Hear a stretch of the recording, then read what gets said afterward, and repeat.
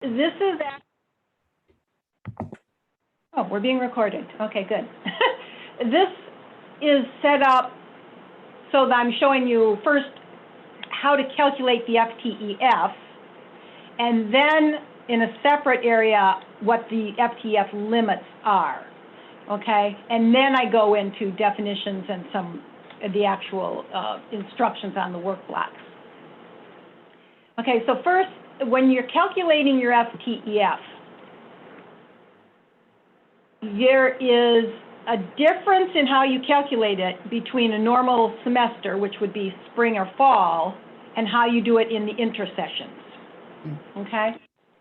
So for spring and fall, it's pretty simple. The standard hours of the course, which should be in your course outline of record, or if you have SCR, you can find it in the SCR as well.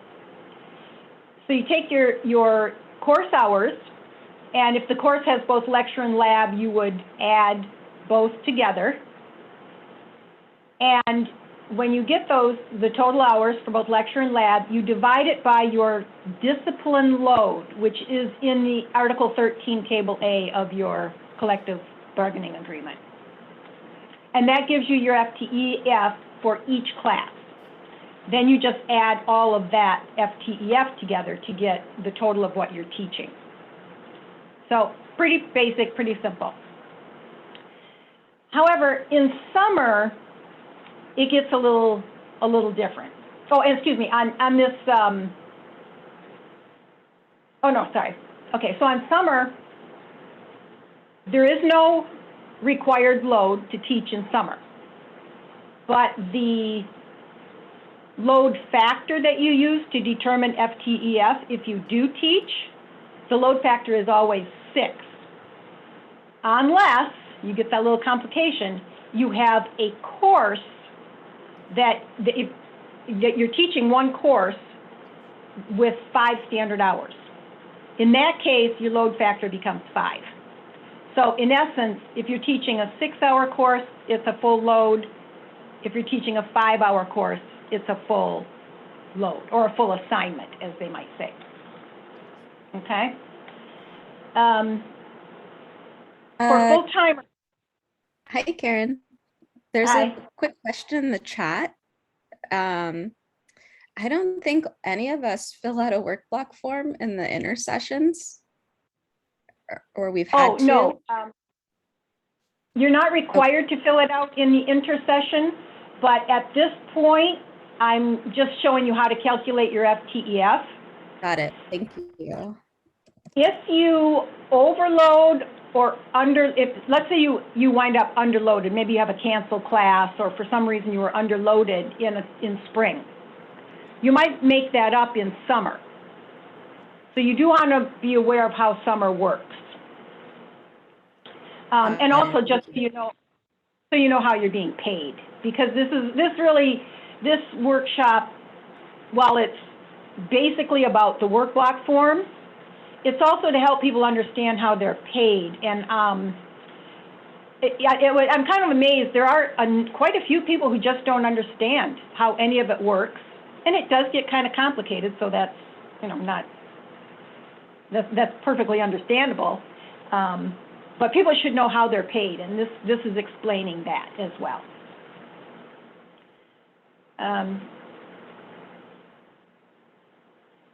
Yeah, and we are going to get to the work block form itself. So I just wanted to take you through the basics first, though.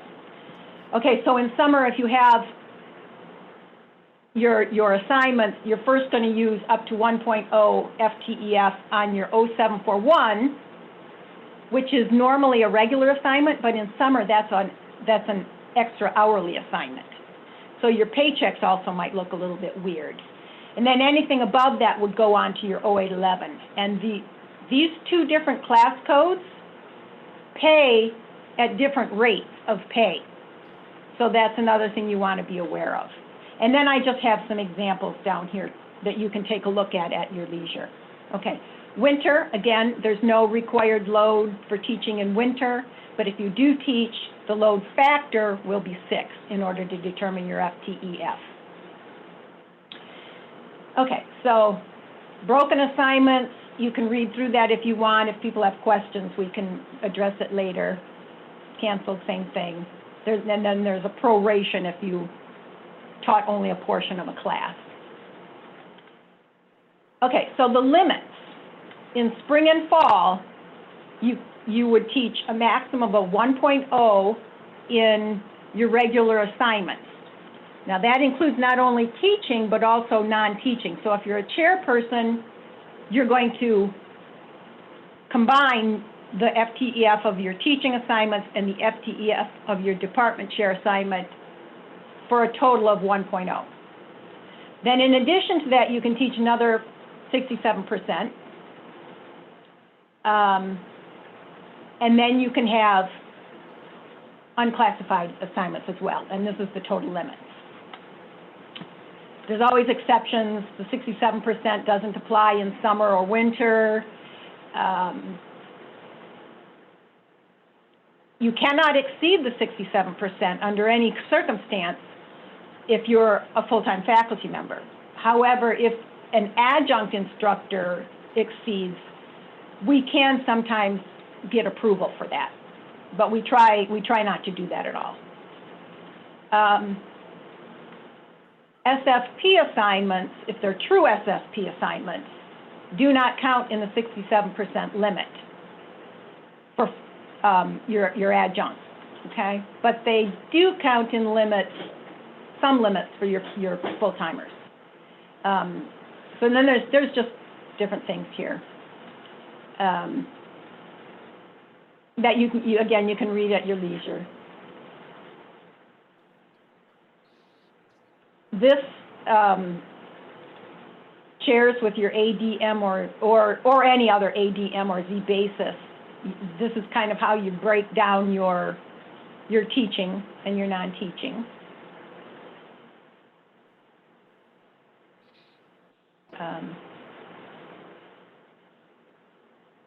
I have a little something weird there. I may have to fix that.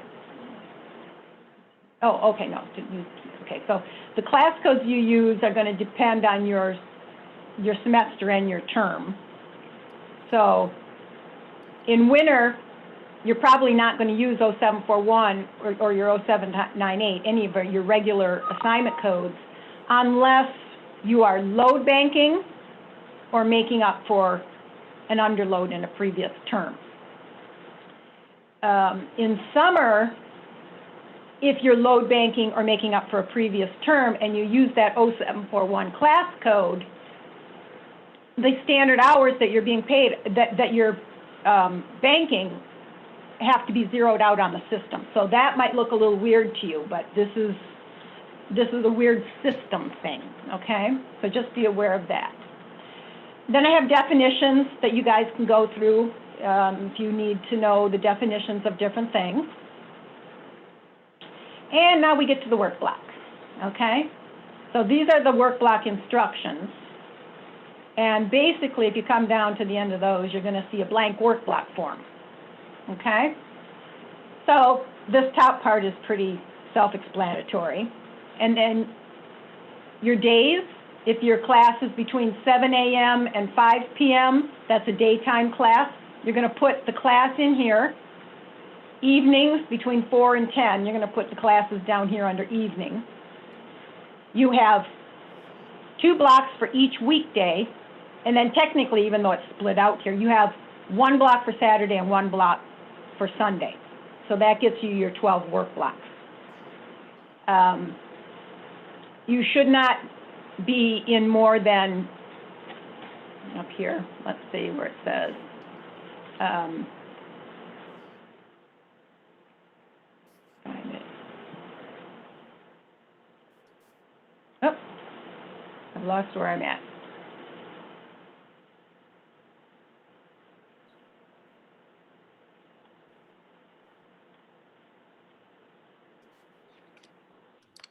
Sorry. Oh, okay.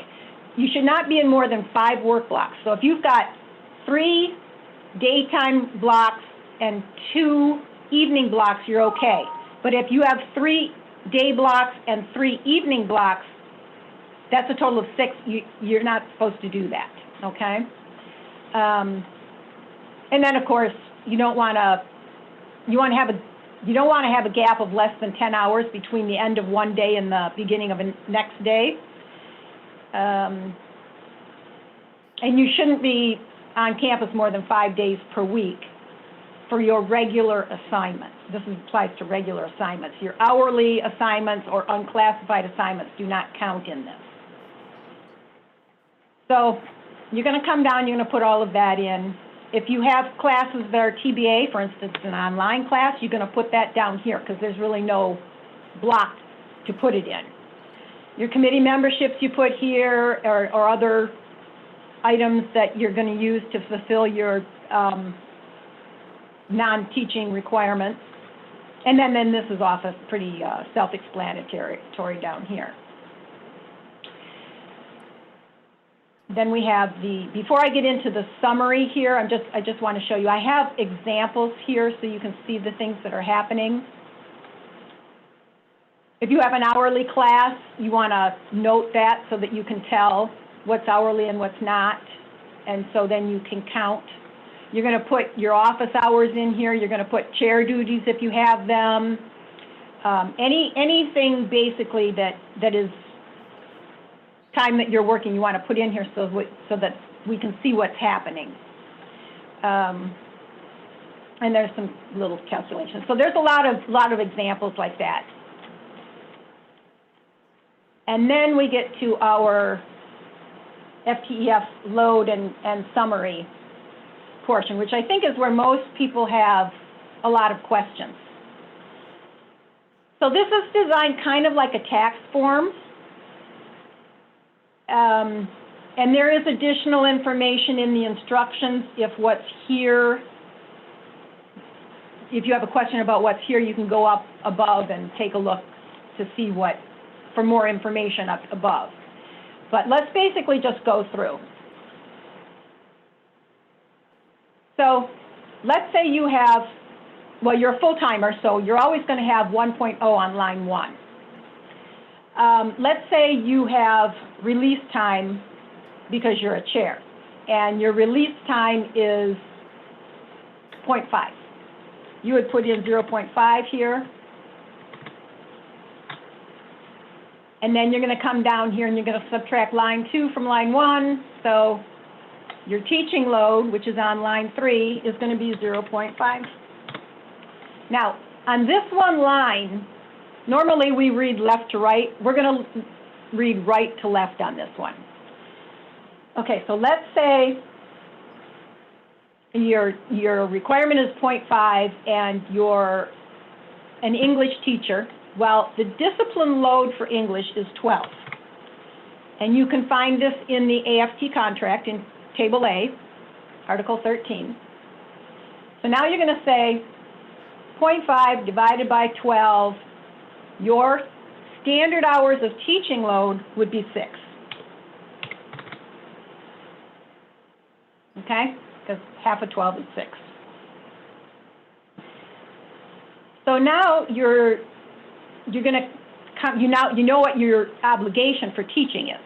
Okay, so now we're going to come down here and say, what are the regular assignments that I've been assigned that will fulfill that 6-hour requirement?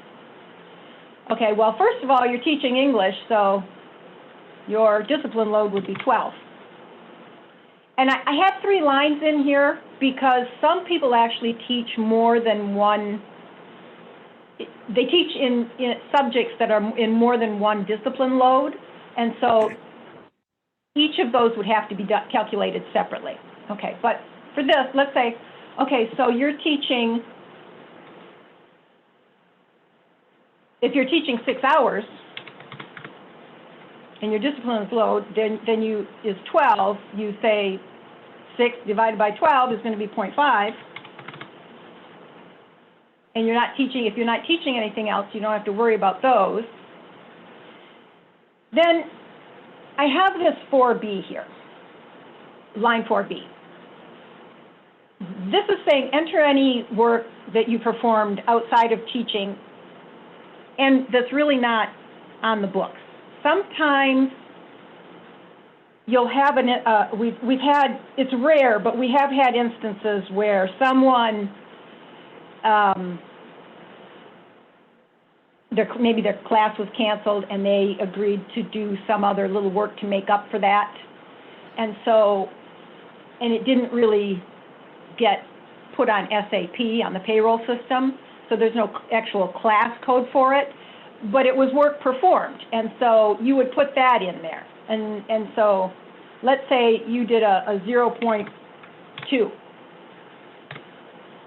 worth of FTE work on something, and you would write the description in here, like maybe you were reviewing course outlines of records for someone, or you were doing, you know, something like that. So you'd put that in there.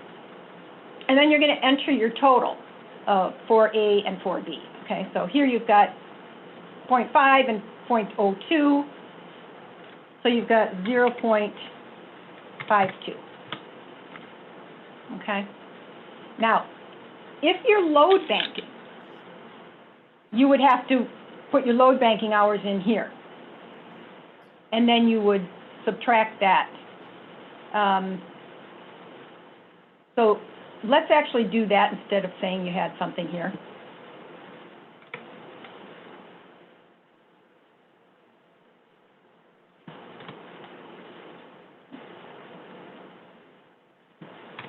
So let's say you actually taught 9 hours, but you're going to load bank three of them. Okay? So that would be, what is that? 0.4? Let me bring up my calc for scheduling file for a second. 5.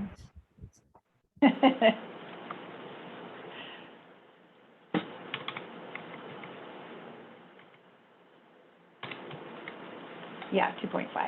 Sorry. Trying to think about too many things right now. Okay, so now we're going to enter the subtotal here. So line 2 plus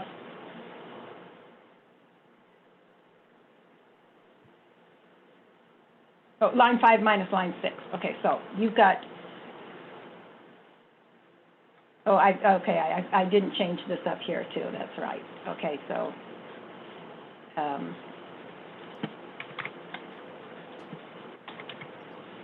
that's going to be 7.5, or 0.75, I mean.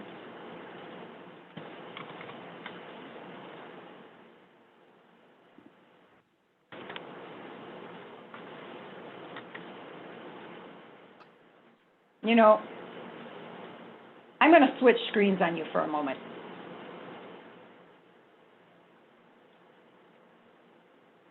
If I can figure out how to do that.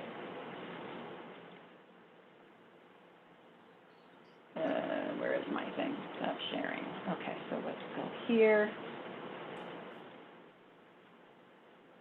Share screen.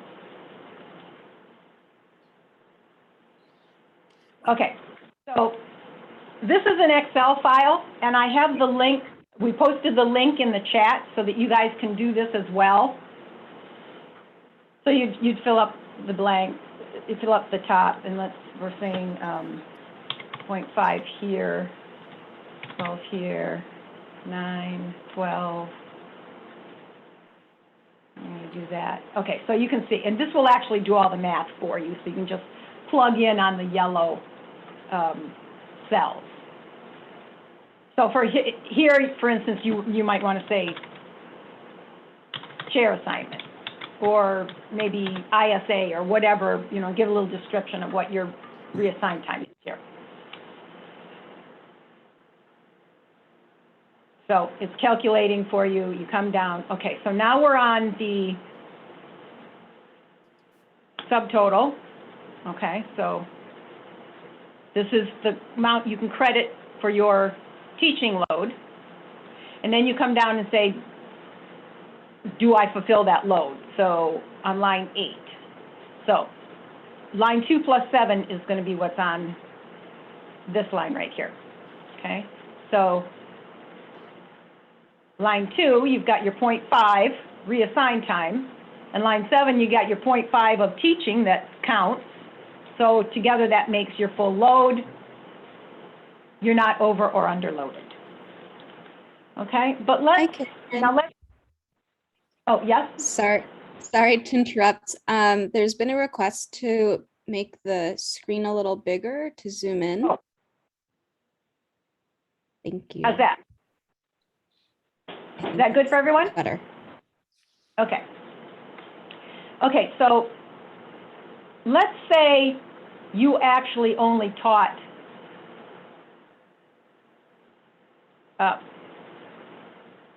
well, actually, let's get rid of the load banking for now and say you taught 3 hours here instead of 6. You see what this did? This automatically calculated, oh, you're underloaded, okay, by 0.25. But what happens if you had an overload in a prior semester? Let's say you had a 0.25 overload. Now you've balanced out. You have no overload or underload. But what if you were actually underloaded in a prior semester? Maybe a class was canceled. You do minus 0.25. Say you had one, whoops. Minus 0.0. Okay. Now you're actually underloaded by 0.5 FTEF. So at this point, you would go, oh, I can't do that, and you need to have more classes. Does everyone understand how that's working? So you fill out, yeah, you're going to fill out your workload blocks every semester, and then if you're working on, let's say this is the fall semester, what you put on this line, line 10 right here, is going to be whatever was on line 11 for the previous semester. So you're constantly carrying it forward if you have overload or underload. Okay, so I'm going to say now that that was 0. And I'm going to say 6 up here, so you're okay.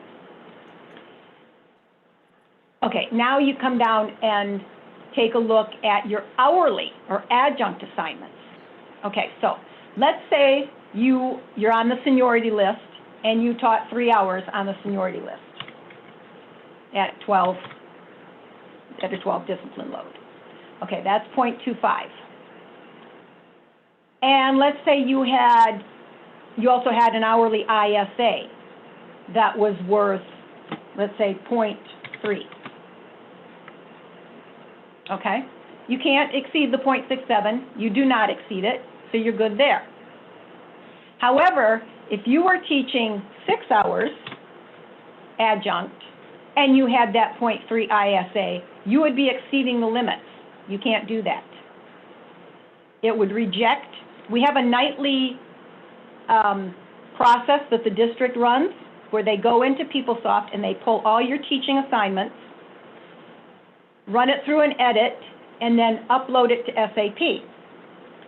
Well, the edit would look at this and say, wait a minute, that exceeds the limit, I won't accept it. And it will not go to the payroll, to SAP, which is your payroll system. You won't get paid. So you need to give up class, essentially. Or you could possibly not have the ISA, so if we zero that out, you could actually go up to, I believe, 9. Nope. If it was a load 15, you could do actually 10, but here you could only, I think you can do 8. Yeah, you can do 8. Okay, so now you're maxed out here. Maybe you have an unclassified position for something. You know, put it in the description and say, okay, I've got a 0.05 on an unclassified. Okay. So basically, you're just putting in all your assignments. Now, down here, this last portion is going to summarize everything we put up above to make sure that you're not exceeding anything. So just taking from line 1, your full-timer, your regular FTES requirement is always going to be 1.0, plus your hourly, or excuse me. Yeah, okay, so plus your hourly is going to be 667 because that's what you were teaching. So your total can't exceed 1.67, it does not, it's right on. Your unclassified 0.05 gets added in, so down here you're at 1.717. The limit is 1.92, so you're good to go there. So you could actually have, but what happens if you did a 0.1 here? No, okay, 0.3. Okay, you're now over the limits. So again, when the nightly edit that the district runs tries to upload all of your assignments, it's going to reject one of them, at least one of them, because you're going to be over the 1.92 limit. So something's got to come off. So you can either reduce your teaching, or you could reduce this unclassified. So I'm going to say, well, let's reduce that. Okay, now you're within the limit. You're good to go. And that's basically all there is to this. So I would recommend that you go to the link that's in the chat, download this spreadsheet, this Excel file, go to the workblock summary worksheet. We also have the grid. I also have the grid in here, so you can fill out the grid this way too. But get this file and then save it somewhere on your hard drive, whether it's on your desktop or if you have another folder you want to put it in. So this way you can go in and look at it. And then, and it'll do the calculations for you. And then,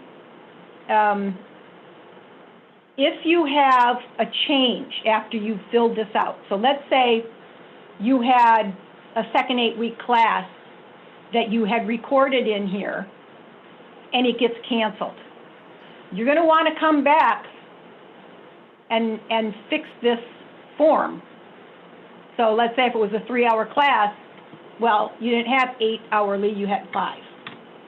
Okay, so now you can see how all of that works. Or let's say someone said, oh, an instructor resigned. They moved to another state, they can't teach the class.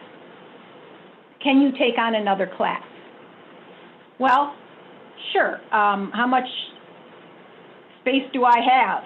You know, and you can also do this. You can put in another 12 here if it's still an English class and say, what was that other class? Well, it was 2 standard hours. Okay, well, I'm still within the limits. How about if it's a 3 standard hour? Nope, I'm out of the limits. I'm exceeding the limits. So this will help you determine whether you can take another class if someone gives up their class, or we had a lot of students on the wait list and they decided to create another class. Could you take it? This will help you decide whether or not you can take it. Oh wait, yes, you can take this one because you're still in the load. If it was a 5-hour class, you couldn't because you'd be exceeding the load. So that's basically what it's doing. So now, does anyone have any questions?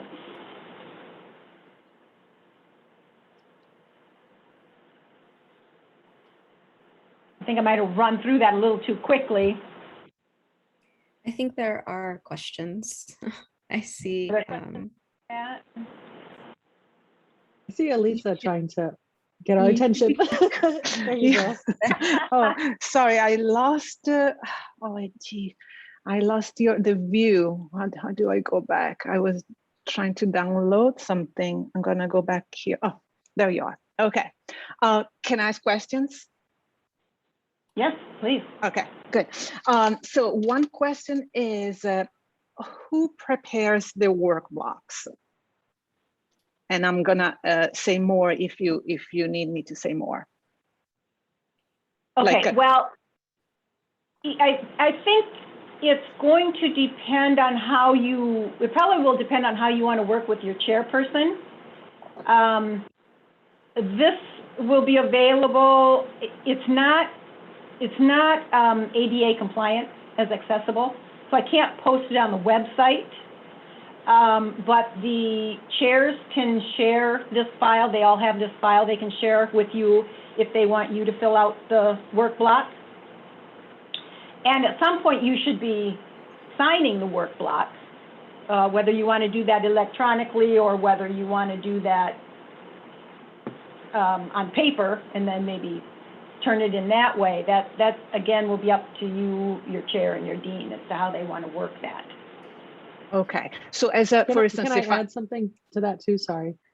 Go ahead. Lisa, also only full-time faculty submit work on the work blocks, not adjuncts don't need to submit a workload block. Right. Adjuncts don't need to do the work block. I do have instructions here, and I'm going to share a different screen again.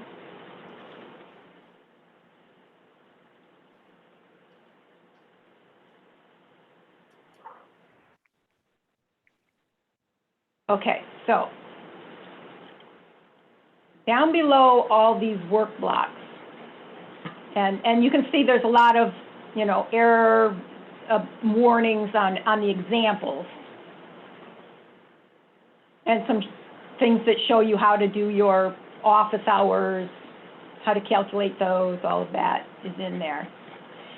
And then you have your load banking form if anyone is load banking. And I did also want to say, don't anyone confuse load banking with overloading. Those are two different things, okay?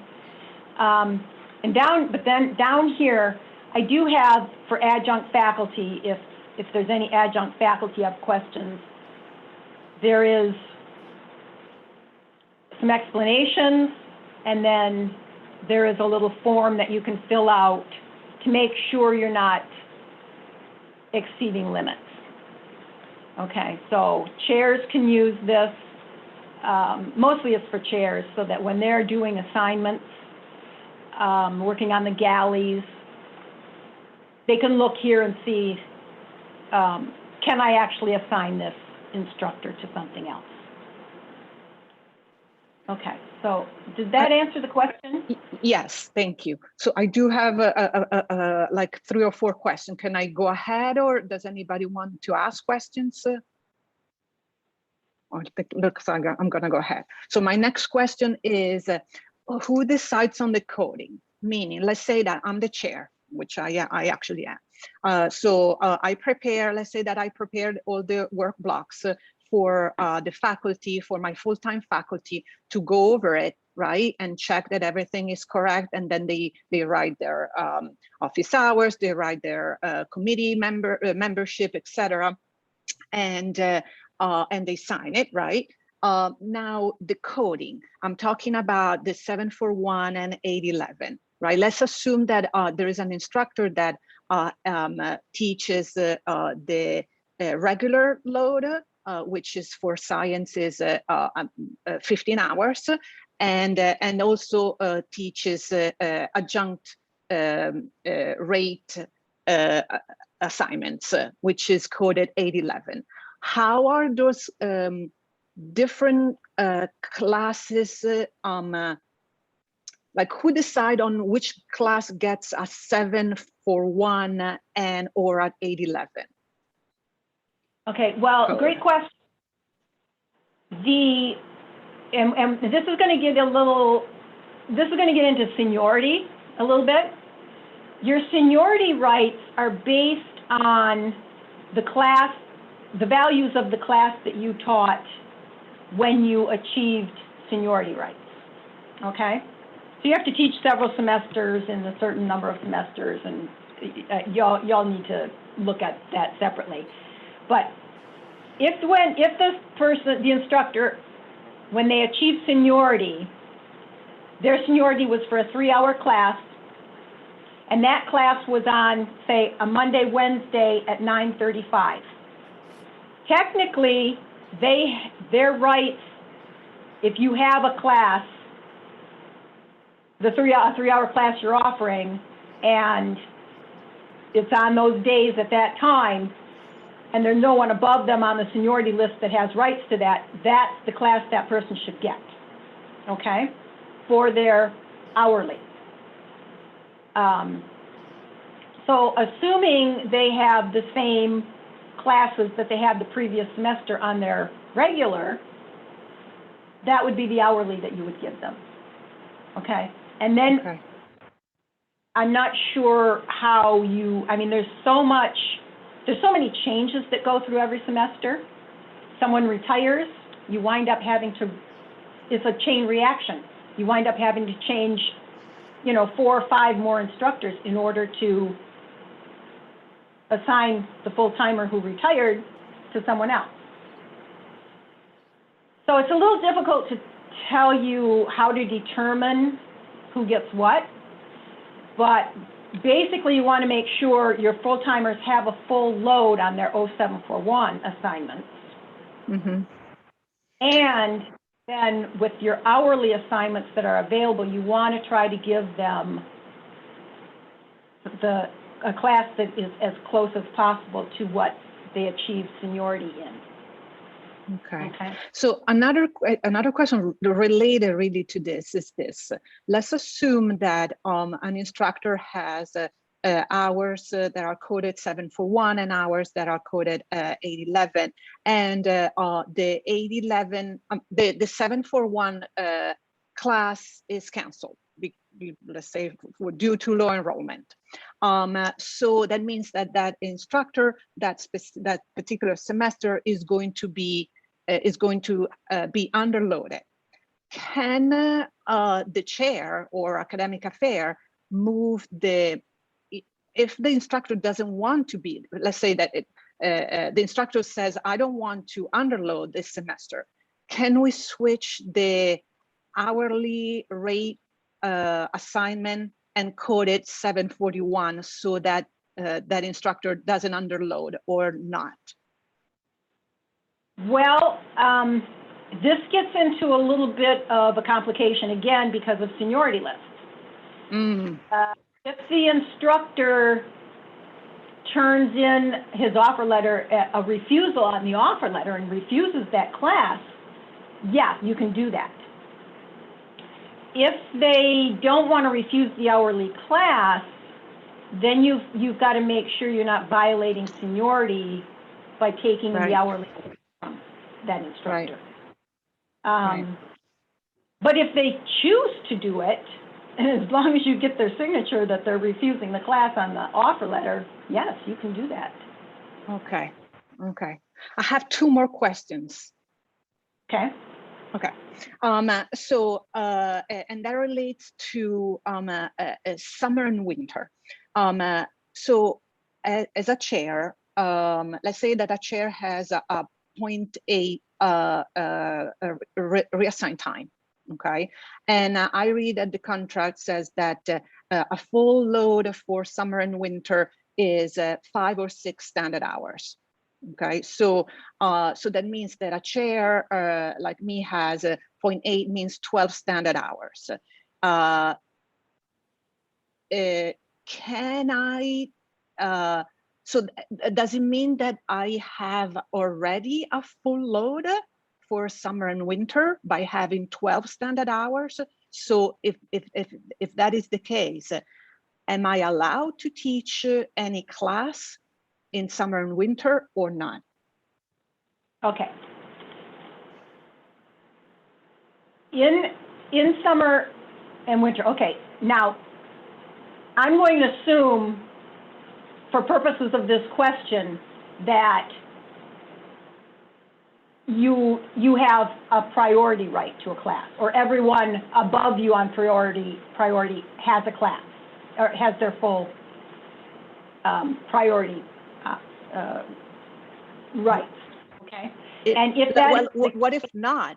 What if not? Like I'm not like there are actually instructors that have priority over me.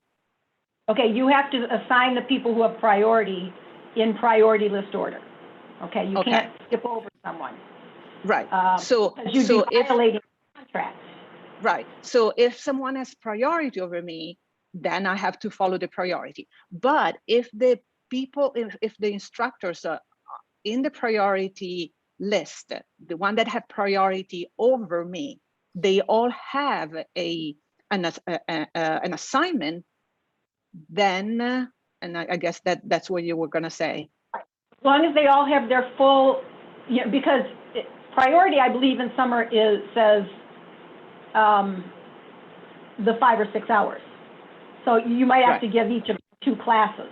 Okay, so if everybody has their full amount that they're supposed to have, then sure, you can have an assignment, even if you're below them, because they've already got theirs, okay?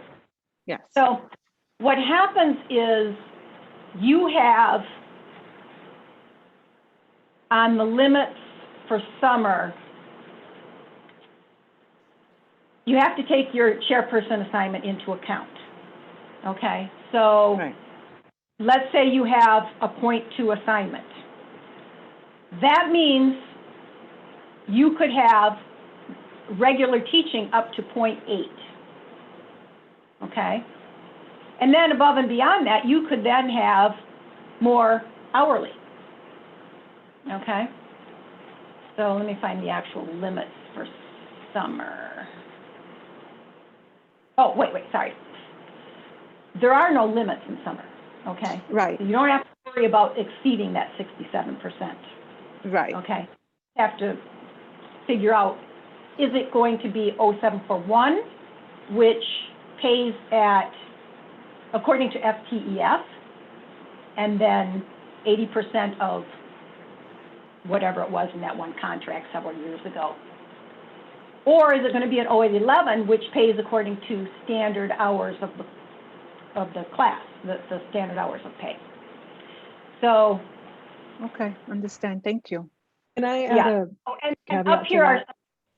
I just wanted to show you some examples. So, and you can do summer session 1 and summer session 2, so long as you're not violating the priority list, okay? So let's say you had a class that's 2 hours lecture, 3 hours lab. In total, that's 5 hours. And as the contract says, one 5-hour course is a full assignment. So that would be 1.0. Well, if you can only have 0.8 because you have a 0.2 chair, you can't have all of that. So you'd have to divide it up between some on 0741 and some on 0811. Okay? And there is actually, in the Excel file, so I'm going to stop sharing again for a moment and go to the Excel file.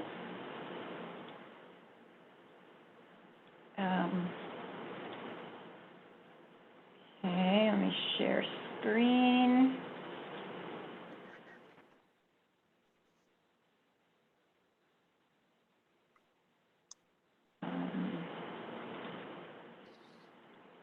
Okay, so here, you would put in, okay, I've got a 0.2 reassigned time, whether it's for chair or ISA or whatever. The load is always 6. The load factor is always 6 unless it's a 5-hour course. So you can see here with what's here, you're exceeding. Okay, so let's say I go, okay, well, I'm not teaching that. I'm still exceeding. I'm not teaching that. Oh, wait, sorry. Let me get rid of these first. Okay, so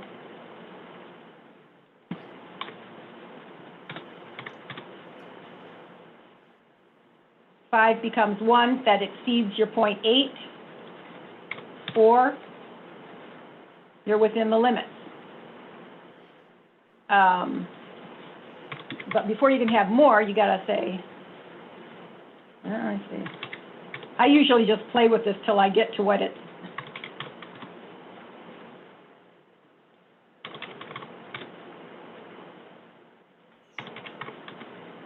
Okay, so let's say you were teaching 5 hours. 4.8 would go on to your 0741. And then the other 0.2 would go on your hourly. So in total, there's your 5 hours, and here's how it splits out. But if you were teaching a 0.4, you're exceeding the limits here. So then you'd have to come back and play with it some more. Okay. Okay, Karen, so can- I think there were some other questions in the chat. Can I add something about winter and summer real quick? Yeah. Karen? So the couple caveats to that is that in the winter and summer priority, assignments across the district count to what is your right of assignment. So a faculty member has a right of assignment for a full load, which generally is about 2 classes. I dropped in the chat the link to Article 15, well, the citation to Article 15B about priority and the order. So when assigning summer and winter, you look at district-wide assignments to figure out what's their right of assignment. And while Karen is right that the system does not have a limit for the amount of assignments that can be put in, we do have to follow the right of assignment. What's the entitlement, and making sure we're meeting that. Right. Yeah, I'm talking FTEF limits here only, but priority you have to make sure you have a right to that class via priority before you can assign anything. Right. So that kind of gets to Deanna's question. If someone has, for example, an ISA, that counts as part of an assignment for your summer and winter. So if you have an ISA that might equate to kind of 1 class, then your entitlement is really only 1 class, not 2.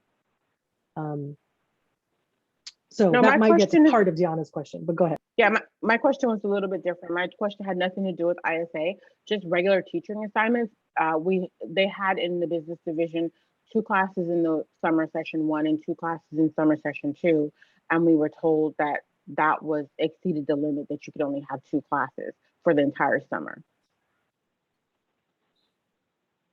So I just wanted to clarify that. Actually, summer 1 and summer 2 for priority are considered 1 session. But when it comes to your FTEF limits, they're separate. So you can have assignments in summer 1 and assignments in summer 2, so long as it doesn't violate priority. Right, the right of assignment for summer of 2 classes is for the total summer, not summer 1 and not summer 2.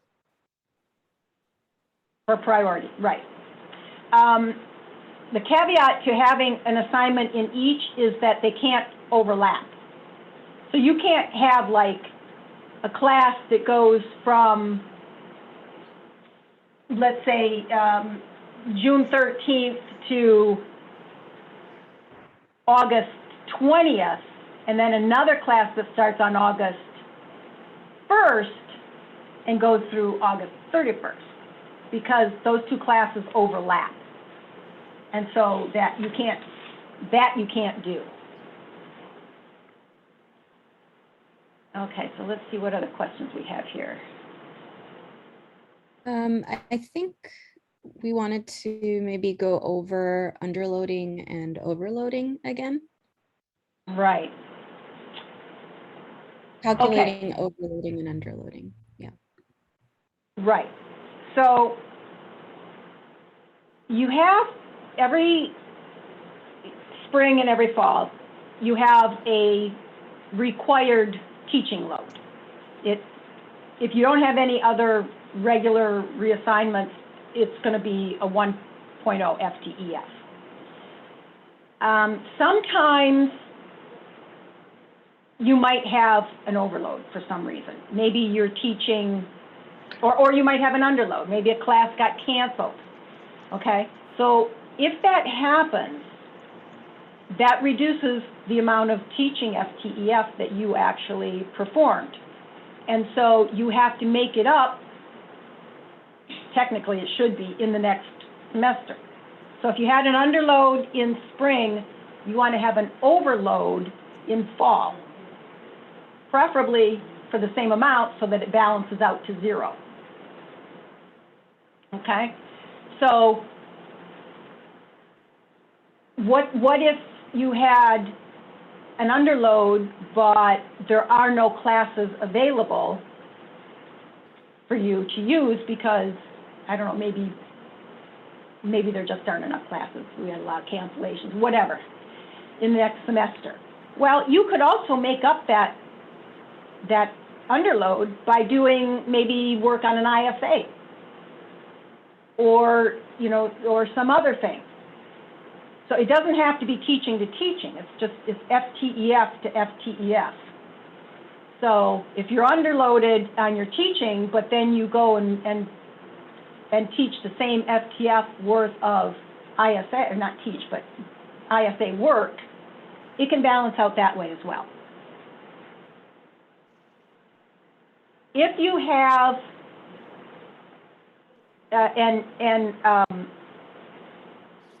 Lisa, this probably, or Elisa, this applies to your division, I think. If you can't really, if you have a load of 15, but you don't have a lot of 3-hour classes, and you've got more 4-hour classes, that kind of thing, you can't really get to 15. Well, you might have an overload one term and then underload the next, and then overload and then underload, depending on how that's going to work. Now, I do know some of the folks in your division have tried to do this by load banking. But the thing about load banking is the load banking agreement is designed so that an instructor can take a full term off without losing pay. So you do your if it's load 15, you would work 15 hours over a certain amount of time without receiving any extra pay for it. So you'd overload for maybe 3 or 4 semesters. And then you have to have the 15 plus another 3, so you actually have to load 18. And when you have that, you then take your semester off. Now, there's a lot of other rules attached to this, but. Right, that was actually my next and last question, because I mean, you made sure that we don't confuse load banking with overload. Those are 2 different things, right? So, but because of certain divisions have classes that instead of being 3 hours are maybe 4 hours, it might happen that, you know, an instructor might do load banking. My question to you, and I'm not sure that you can answer that question, or my dean might ask that question, how many times can you do load banking? And how many consecutive time can you do it, like all the time? Do you know if there is a limit? That's one thing. And also the other question related to this, like for instance, we have classes, so the largest class in terms of standard hours, so classes because they have lecture and lab can be 3 hours and plus 4 for 7, or 3 plus 6 that makes 9. So those are the 2 types of classes that are like the largest. And so there are cases in which, as you were saying, it's hard to get to exactly to the 15, and an instructor might want to teach more than 15, and then that instructor might go above the 25. That means load banking. How many times can it be done? And also, would that instructor, instead of do load banking, should have split the class into the lecture and lab so that the load banking wouldn't have occurred? Okay, I don't right. know if I made myself clear. That's complicated. Yeah, it's a little bit complicated. So first of all, I want to talk about the load banking agreement. The banking agreement expires in 7 years.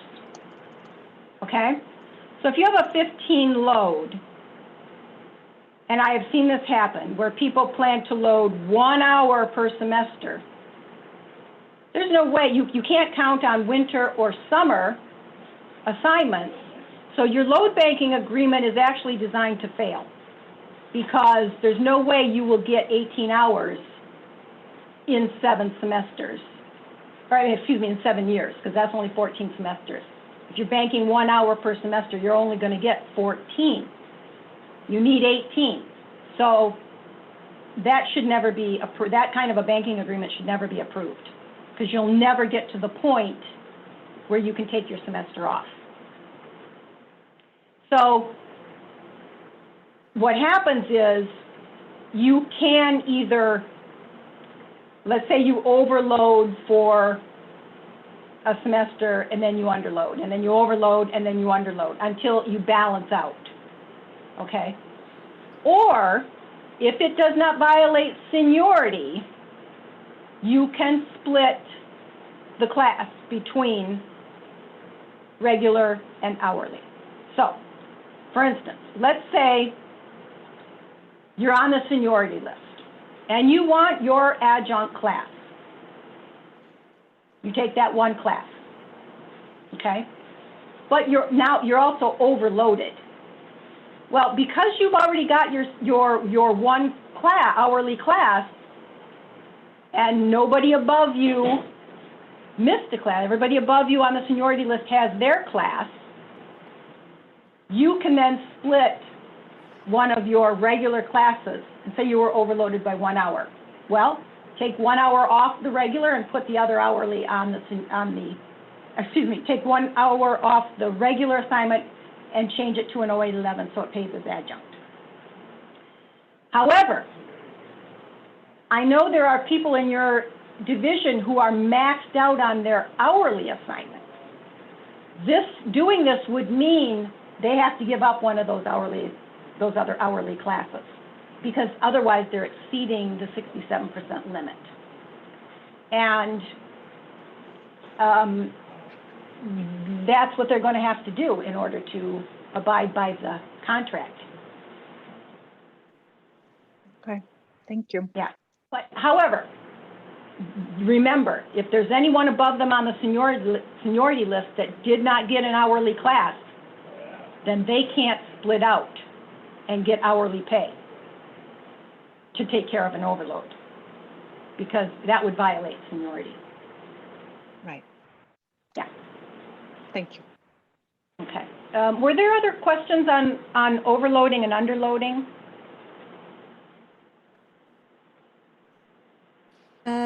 Is load banking only allowed during fall and spring? No, you can bank winter and summer hours as well. Yes. But you can't count on winter or summer hours in your plan, in your banking plan. And also, before you bank anything, you have to have an approved banking plan. So I believe it has to be signed by is it the VP and the president, or just the president? Yeah. I think it's a VP. Yeah. So,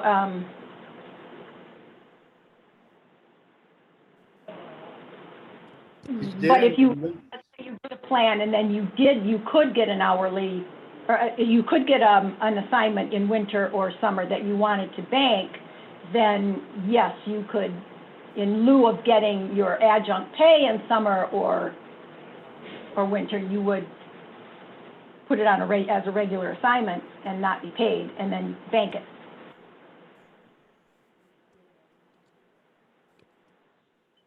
Okay, now there's a question in here that, Deanna, you said you were told that you were not allowed to have 2 classes in summer 1 and 2 classes in summer 2. I'm not sure why you were told that. There might have been some other issue aside from the FTEF issue that I was discussing. So it might be a priority issue, or it might be something else, I don't know. I think we covered her question, and I think she's already signed out. But I think Yervant has a question. Yeah, my question is there any limit for full-time faculty in summer or in fall? No, just common sense. Wait, well, there is a limit in fall. Oh, in fall. No, I mean, in the summer and in the winter, I mean. Yeah, In the intersessions, there are no limits. There's no FTE limit, but there is a restriction for the right of assignment based on the priority in the contract. So what your right is to be assigned, that follows the priority, but there is no limit of FTE. Up to how many hours we allowed to teach an intersession? It depends on your priority lists. I see. A full assignment is generally considered 2 classes, and the CBA that I referenced for winter session says how many standard hours that is. It's generally about 2 for most areas. Depends on what the standard hours of the course Right. is for that class. So for instance, if you have 2 4-hour classes, that exceeds the 1.0. So that would have to be divided out between extra hourly and adjunct, 2 rates of pay. But for the priority list, for your priority rights, I'm not exactly sure how that works. So can I add, do we have another minute if I ask another question is related to this? Yes? Sure. Okay, thank you. This is when a priority and seniority list kind of intersect during the winter, let's say. Let's say that during winter, I just wanted to make super sure so I follow, all the rules and everything is done properly. As a chair, I have my 12 hours, and so basically I consider to have basically already a full assignment. Then I go through my priority list and see that everybody in the priority list has an assignment in the winter, let's say, okay? Now, before I go ahead and say, okay, now there is a class, I can grab that class because everybody in the priority list has an assignment. Shouldn't I go and check the seniority list? Because for summer and winter, my understanding is that first, like the full timers have the first get the first assignment, and then the adjunct get an assignment if there is an assignment. So the chair, to me, for instance, I should, before I grab that assignment, if that exists, I should go through the seniority list and see in the seniority list who can teach that class or not.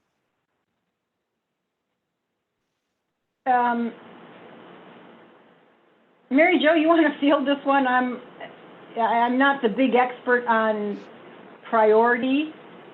Okay. I was chiming in on the chat, so I missed the actual question. I'm sorry. Well, let me say this. Your priority list, you in the intersessions, you shouldn't have to look at the seniority list. Right. You may have to look at it while preparing the priority list. Once the priority list is prepared, you go by the priority list. And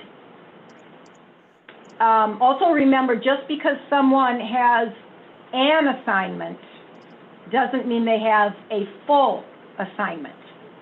And everybody has to have above you on the priority list has to have a full assignment before you can have yours. Okay? Yeah, I think that's the summary of Article 15. Everyone has to have a full assignment before you can have one as chair. Right, but the thing is, like, maybe there are adjunct instructors that are not in the priority list because they never taught, right? Mm-hmm. They just never taught a class in the summer or winter, right? So shouldn't I look at those instructors before? No, I'll just go off of the priority. I'll just go off of the priority. You don't have to priority. factor in seniority. Mm-hmm. Okay, so that means, for instance, in my case, I can teach if everybody in the priority list has a full load. I can, and if there is a class that is, available for me to teach, I can teach it. Yes. Okay. Okay. I didn't think so, but you're saying that, so you're the experts. Good. You can Thank you. reconfirm with your dean, but that's my Yeah. Yeah. No, thank you. I appreciate it. Thanks. Okay, I saw some questions in the chat about the pages of the work. I think they were talking about the work block form. And there's a blank work block form in the instructions there, and there's a link in the chat. And then on the Excel file, I believe I'm sharing the screen for summer limits, but if you just kind of track over and look at the names on the worksheet tabs at the bottom there, if you look at the work block, the WB_sum, that's the work block summary page, and then the WB_grid is the page of the work block where you actually put in, oh, I have a class from 8 till 9:25, I have a class from 11:10 to 12:30, whatever. That's where you put that. So those two pages are in the Excel file as well. And hopefully everyone can pull from the chat, the links from the chat. And were there any other questions? Yeah, I'm sorry. I'm downloading the Excel and I just see the first page. I don't see the tab, so I'm sure I'm missing something obvious. Is there any way you can download it now in chat and just show me where it is? Or maybe if you want to screen share yours, and let's see what your file looks like. Sure. Do you mind, Karen, if she screen shares? No, let me stop sharing here so she can get in. Let me just find it. Because Karen, I also put a version of the workload block in the chat that only has 2 tabs in case there were too many tabs for people to navigate. So let's see which one she's got. From the Excel file? Yeah. Did you hide or did you delete worksheets? I just have one. I don't know who gave this one to me, but it only has 2 tabs in it. So An this is Excel great. file with only 2 tabs? Correct. Interesting. Okay, I don't know where you got that from, so I'm not going to guarantee that it works. Okay. Let's see. It says you're about to screen share, but I don't see it. We don't see it yet. I don't. Oh, you don't? I'm sorry. It says you started it, but did anyone see it? It's telling me I'm screen sharing. Oh, weird. Let me try again. Do you see it, Leslie? I'm going to try Okay. it one more time. I stopped. Great. Sometimes it takes a Sometimes I little have to click different places to There it get is. my. There it is. Okay. Oh, okay, so this must be the one that Mary Jo put up. Mm-hmm. Okay. So if you look at the very bottom of your screen share screen, Okay. See where my That little W- arrow is? At the very bottom. I put Yeah. a little arrow. Click Yeah. on that. WB sum. WB sum. Ah, okay, there it is. Now I get silly, but thank you so much. I appreciate it. No problem. okay, so hopefully that one is up to The date. and calculations worked, so Okay. Okay. If you have any problem with it or it looks weird, just download the other one, the larger one. And see, the larger one has a lot of other stuff in it. So if you have to calculate a broken assignment, or if you have the summer stuff that you want to look up,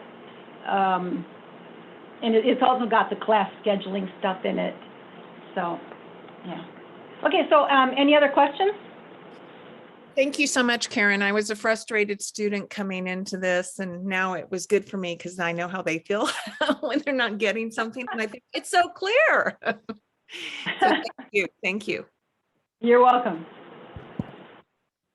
Oh, and yes, you can attend next week's workshop as well. I don't think we have any limits on that. No. you might have more questions by then. Another question. Thank you so much, good point. Karen. Thank you, Karen. Thank you, You're Karen. Thanks, everybody. Happy Bye. Friday out. Bye.